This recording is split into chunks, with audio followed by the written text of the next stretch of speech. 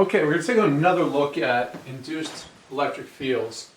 And here, we're going back to our Lenz's law explanation.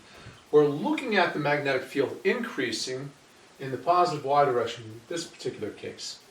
And what happens here is, by Lenz's law, we should get an EMF in the opposite direction, causing a current to oppose the application of this magnetic field. Okay? So, certainly one way that we can think about this is that the EMF that is generated right here is due to an electric field which goes around the loop.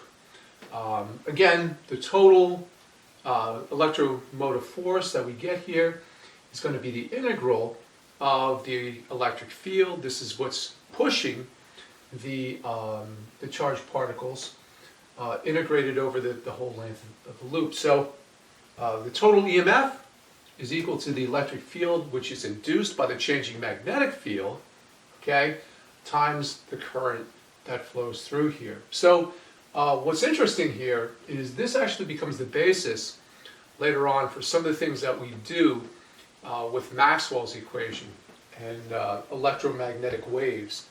Here you see a very clear connection between a changing magnetic field producing an electric field. Later on, we'll see that a changing electric field can also induce a magnetic field.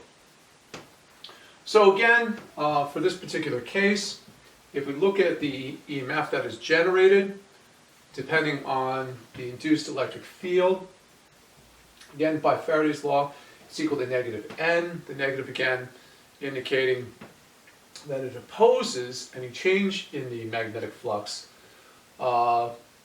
times the change in magnetic flux divided by dt. So once again, the larger the change in the magnetic flux that we get inside this ring, the more voltage that we're going to generate. But again, that's just another way of looking at this, is that we set up an EMF, electromotive force in this case. That electromotive force is, creating an electric field, and this is causing the current to move. It's a little bit different from the way that we've generated current in the past, because in the past we've always known that current flows from a higher electric potential to a lower electric potential.